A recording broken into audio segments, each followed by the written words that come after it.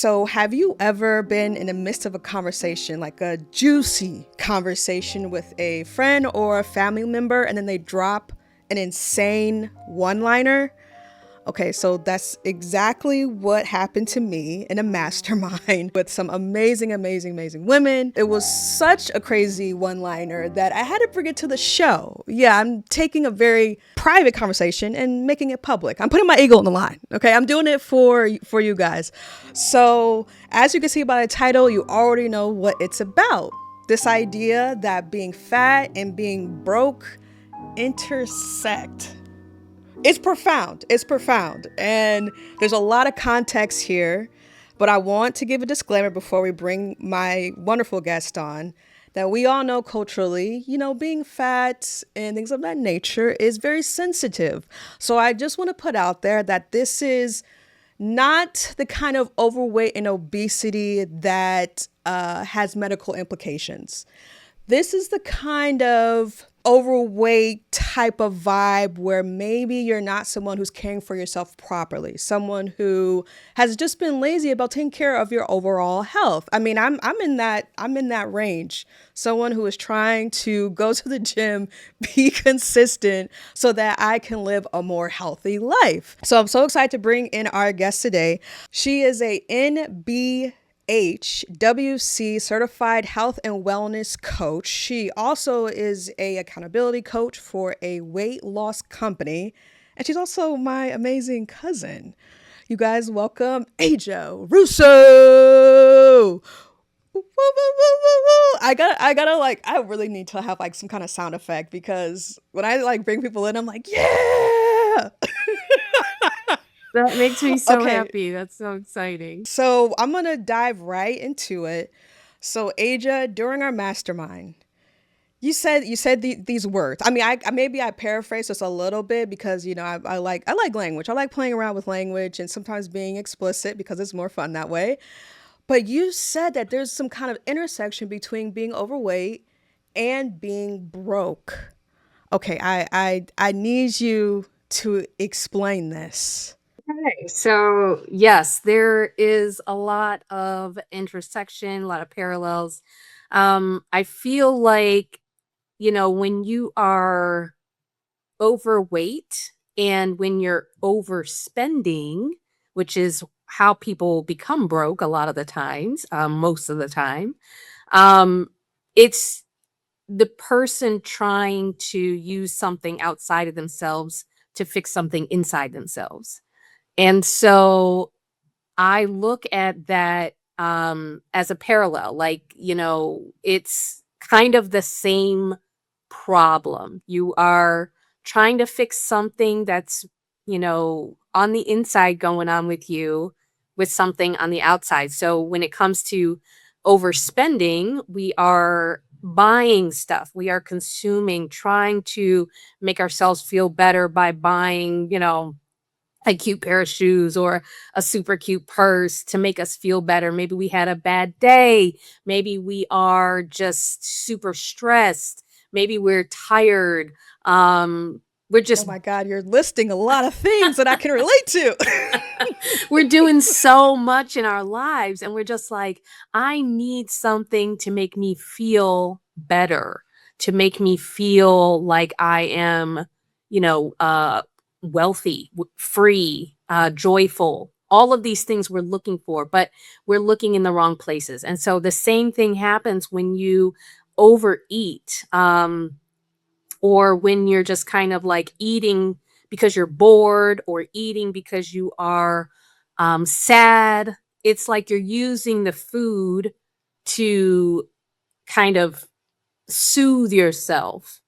And so that's how that kind of all plays into this kind of parallel thing where we're using something outside of ourselves to fix something that's going on inside. This is often the story. It's often the case that we're Yeah. looking for something external when really the answer is internal. Hmm. And why do you think that's so common? Like why do we always end up with that answer? Yeah, I think we are bombarded with this with our external environment. It's there's just so much happening in the world, right? There's just so much we can consume as human beings. I mean, there's not only food, but there's, you know, culture, there's nature, there's just everything in the like outside world. And so I feel like that's sort of our commonality,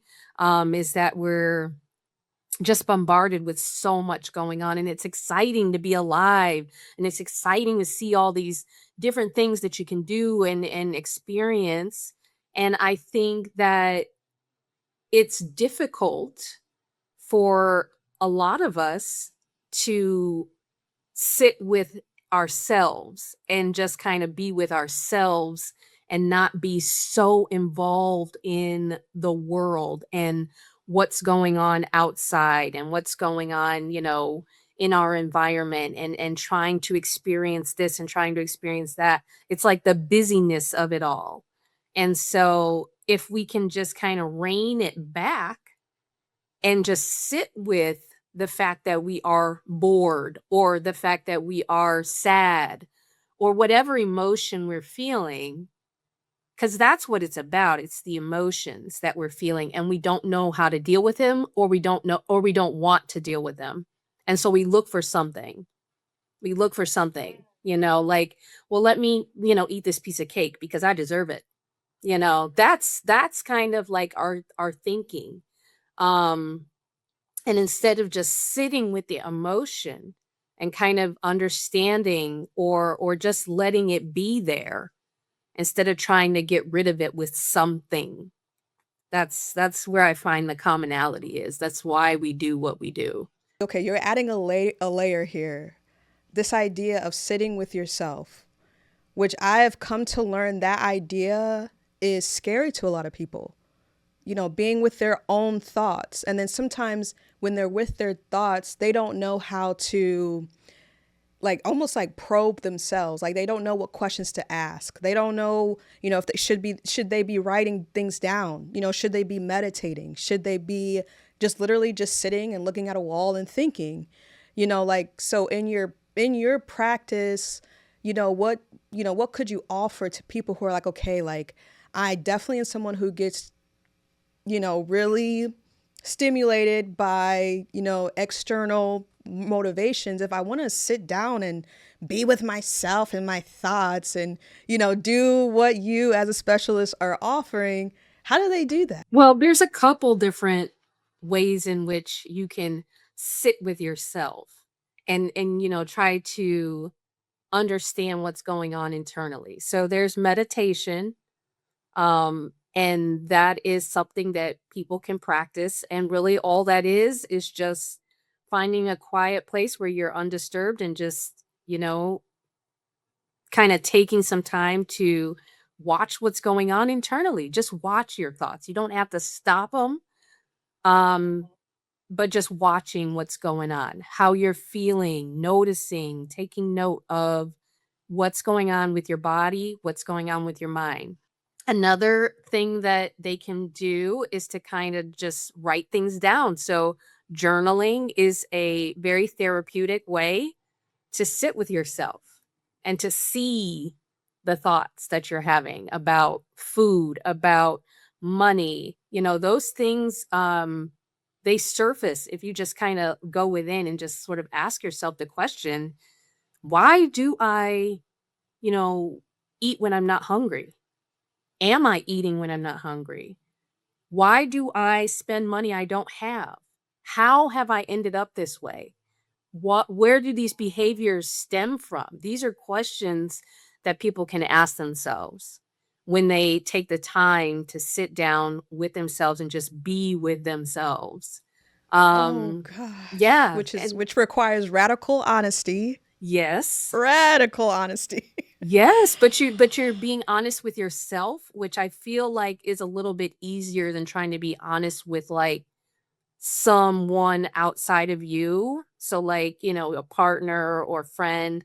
Sometimes it's actually easier to like go within and try to find, you know, the answer to a question that you've been asking other people to just ask yourself. And sometimes, it does help to ask other people questions about you, or, to see like what you're kind of coming across as, to someone else. But oftentimes I find that, questioning these things about yourself can be very enlightening and really, really help someone understand why the behaviors that they're experiencing, or acting on are there. There's normally a reason, so it's worthwhile to explore that. I think it's worth saying too that like it seems like this probably wouldn't be an easy practice. Like it's gonna be tough because you're gonna see yourself in those answers. Yeah, and it can be difficult to face, some of the things that you're hiding to the world. Because if you're, kind of wearing a mask when you're going out, and you're just like, well, this is who I am, but it's not really who you are. This is just the mask you're wearing when you're out into the world, and then when you're in your environment and you take off that mask, you may not like what you see. You may discover things about yourself that you want to change. But that's kind of like the best thing, is realizing that you want to improve yourself, you want to grow, you want to become a healthier version of yourself. What that looks like, you may not even know until you sit with yourself to understand where you're starting from.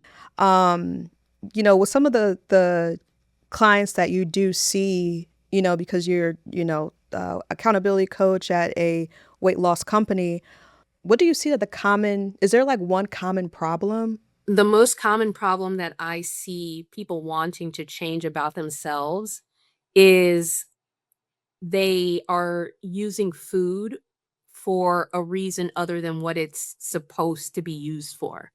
So, food is meant to nourish our bodies, to give us fuel and energy. And what most of the clients that I work with are using food for is to mask emotions. Either those emotions range from boredom to anger to sadness and depression, anxiety. Sometimes people just eat because they are tired. Sometimes they confuse hunger with thirst, even because they've gotten to a point where they are using food for pretty much everything. And that's caused this, the weight gain.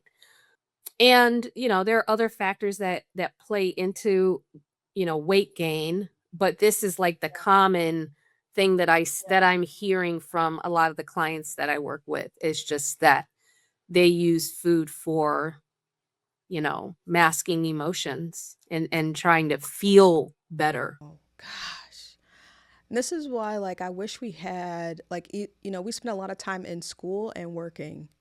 And I feel like in both areas we don't have enough specialists like yourself to come in to say like, okay, we see you're getting stressed when you're doing math. Why? And kind of being able to explore the idea of being upset, the idea of being uncomfortable, the idea of being prideful. And because we don't have those things in place, you get pushed into like being an adult in this really foreign world that you've actually always been a part of, and you we get lost, and we count on so many external things to validate ourselves and how we feel. And I don't know about you, but truth be told, even when I do those things, that feeling will be there again tomorrow if I don't actually acknowledge it. Oh, you resonate with that? Absolutely. It's cyclical. Yeah. It's a cyclical process. And that's why, in order to break that cycle, you have to see it. You have to see that it's a cycle. And I think that's kind of like the first step, is understanding, being aware, um, and seeing that you are in a vicious cycle and it needs to be broken. How to break it is, you know, that kind of shift with knowing that you're stuck And then from there, you can kind of start to ask yourself the questions, that we kind of just talked about a few moments ago. But yeah, that's absolutely, I resonate with that. So whenever, I have family or friends who become specialists in a like certain field, and with yours being a health and wellness coach and being certified, going through that process of actually being certified, I'm always curious about like the journey getting there, because you have learned and curated like really interesting techniques that you've shared with me. And I want people to hear your story and how you've, entered into this space of health and wellness, and why it was important for you to, be into this space, because you were, in the library and heavy into that industry. I don't know if you guys will call it an industry. Well, I guess it's nonprofit, So kind of share your journey into health and wellness. Yeah, yeah. Like you said, I was in public libraries. I did that for about 15 years. And so I actually had, I remember exactly where I was. I had a moment where I felt like I needed more. Um, I was working as a digital navigator. Um, so helping people, troubleshoot technology, and things like iPads and PCs and things of that nature. Working with a lot of seniors, our senior citizen population, and though I love the work itself, it wasn't what I was passionate about, and I knew that for a long time, but I was very much invested in public libraries. I'd gotten my degree. I was like, this is what I should continue to do. But one day I came across an article online, and it was like the title said something like, "What is your purpose?" And at that moment, I realized that I didn't really feel like I had one. I felt very purposeless in my job, in my field.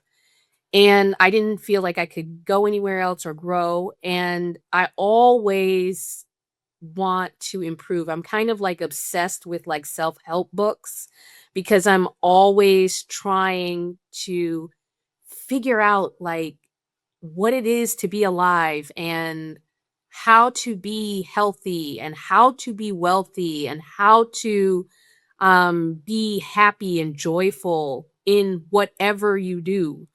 And so this like pursuit of mine started with that thought, like, what is my purpose? And so I started to just read. I was in libraries, that's what you do. So I would just read and read and read. And so eventually I wanted to learn more about just what does it mean to be healthy? And I wanted to pursue this in a way that it was educational, but also like I could live it. And so I started looking in the health and wellness field. I went back to school, got a master's of science in health and wellness management, learned a lot about the mind body connection, and some other very intriguing topics about health and wellness, holistic health. And so this all was very intriguing to me. And so I decided that I want to do something in that industry. And health coaching seemed to be what was calling me because I love, love, love learning from people and talking with people. And so I feel like with health and wellness coaching, you get to not only talk with people, interact with people, but you learn so much from talking with people and interacting with people. And then I get to guide them and work collaboratively with them on how they too can grow and be joyful and happy and healthy in their own lives. So that's kind of where I came from with that. Wow, and it must be interesting to like guide people, and then they have their like aha moments. Yes, that's the best part. Yeah. That's the best part. Yes, And it's what is it? And does it relate to what you were kind of saying earlier with like, people having the same, almost the same kind of problem, and then they have those aha moments. And are the aha moments the same? Like, oh, I shouldn't eat as much because I'm actually stressed about my daughter's graduation and everything happening right. Like, what are some of those aha moments? they are like that. Yes. To answer your question briefly, but um more specifically, they're like you know, I realize that I do have the time to devote to more self-care activities. Because I kept telling myself, see, that's that thought, the repetitive thinking that we get stuck in.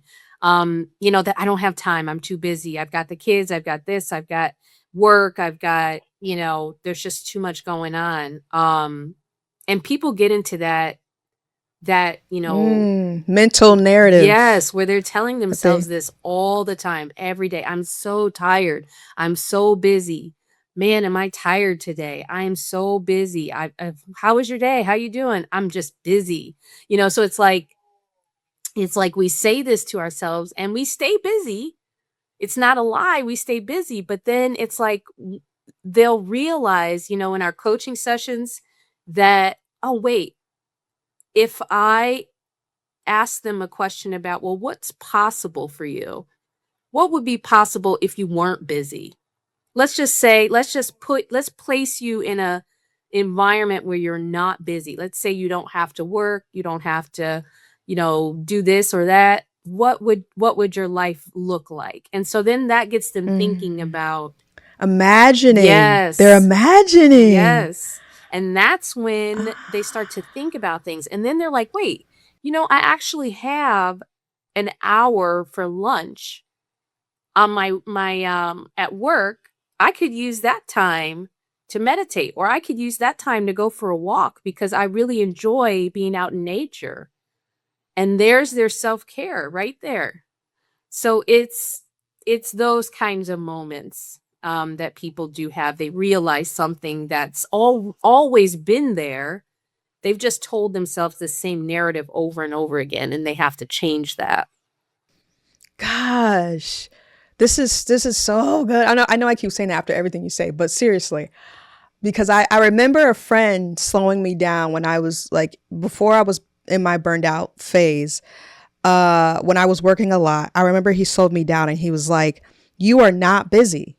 And at first I was like offended because I'm like, I'm a hard worker. Like I equated working hard with being busy and all sort of stuff, and I had a lot of my ego in that. And he's like, "You're not that busy." And because he was my friend, I was like, "Well, he has my best interests in mind, so I don't have to be defensive." And I started looking at my schedule, and it turned out that I wasn't actually busy. And I also think that whatever mental narrative you build in your mind, it reflects all around you. So instead of you being present at home, you're too busy. Remember, you're someone who identifies as too busy. So that means even when you're home, you're too busy. You're too busy to clean up. You're too busy to look at your favorite show. You're too busy to call your, girlfriend down the street to come over and hang out, and you would actually enjoy that. When you're at work, it could be very calm at work, but remember, you're too busy. You're the kind of person who's too busy. So you feel restricted at work and you feel like you need to be doing this and that while you're in the office. And I can see how that mental limitation plays out in other ways in people's lives. Yes, Yeah, because it's absolutely. a, it's it's a reflection in my life. But I mean, you're the professional here, but I can see this happening in my life and friends, friends, family too, where I'm like, oh, whatever narrative I'm like identifying with, it's playing in all these other areas of my life. You're living it inside and out. Absolutely. It's all about what we're telling Gosh. ourselves, and we have to Mm-hmm. change that narrative. And, it's all like it's kind of like you've formed a habit of that thought, and you just have to understand that it's just a thought.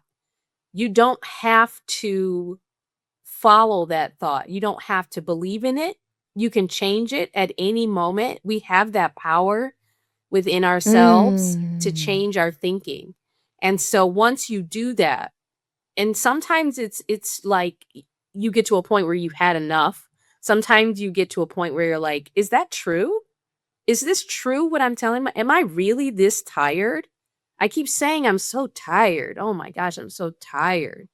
I can't do a workout. I'm just too tired. It's like, is that true?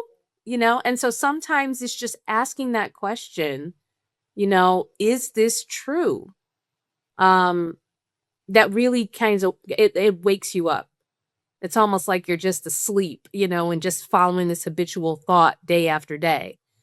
But you have to change that if you want to change yourself. So, Wow. And I know we mentioned like radical honesty before, but like that's all I keep thinking about. It's like being willing to be honest with yourself, regardless of how much it hurts. yeah. Yeah, because it's like, I am someone who believes in a higher power, and I feel like you're not just expressing to yourself this honesty, you're also expressing to your higher power this honesty. And so it's like you're not alone in this.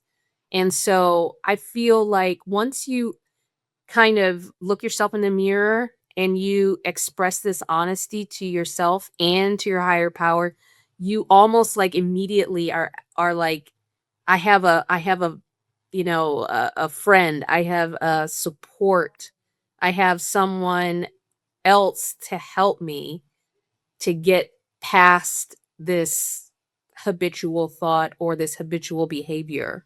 Um, and so I think that's really important to remember is that, you're not alone in this.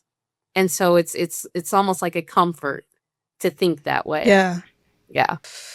Woo. AJ, you're saying big things. I just want you to realize like you're saying big things with very easy words. Without this interview being like 2 hours, I'm just like, oh, there's so much to dig into. But what I will say is that, a big part of the show is being able to have the tools, the specialists like yourself, to show people how to be selfish in a very healthy way. Developing those routines, those habits that help you to be a healthier person, but a more mindful person. And I know that's a big part of, your practice and what you've learned, throughout the years and what you've even showed and taught me as well. And God, this is a topic that I think we can talk about, for years to come. But I appreciate your advice on this, and I hope that people can hear this and, take something from it, like sitting with yourself and being mindful. Like that's a really big step for a lot of people, and I hope for a lot of you guys that are watching it that that's something that you can implement. Like one day just sitting with yourself, sitting with your thoughts, and just to see what comes and maybe why it's there. And I mean, soft plug or hard plug, we have the specialists here that can help you to navigate if you don't know where to go. So Aja, people want to get in touch with you and talk to you about that inner work and mindfulness. How can they get in touch with you? Well, I do have a website. It's ajarusso.com. So my first and last name.com. And I do offer health coaching um, virtually. So if people want to get in touch, that's how they would get in touch with me. Okay. Okay, cool. And lastly, as all you guys know, I'm a hobby girl. So every guest, they either bring something or say something about their hobbies or it brings them joy. So Aja, what did you bring today? So Okay. this is my teapot. My Oh my little god. Is that like Japanese? Yeah, I think I've seen this. This is so yes. And cute. this is my little Oh. teacup to go with it. Oh my god, you gotta like hold it like how you like drink out of it. Like how does Okay, it so look like I when you're drink out drinking of out it of with it? both hands. Oh yes. See, that's cozy vibes. That's cozy vibes. Cozy vibes. Yes, Okay, because okay. I like to kind of, have my hands like around it because, it's warm and and I always have my tea in the first thing in the morning.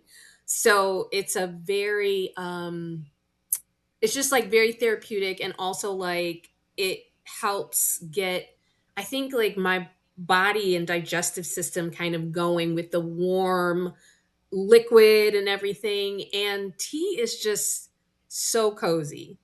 It's It just the is. best. Ah, So it is so cozy. yes, so I love my Yeah. tea, my little teapot, and my tea mug. Oh, cool. Well, thank you, Aja. Thank you for giving us like some serious, like real tips, like something that people can literally press pause on this or press stop, watch it to the end. Actually, watch it to the end, and they actually have a tool like, oh, this is exactly what I can do if I want to do more inner work, and or they can get in touch with you. So I appreciate your time, Aja.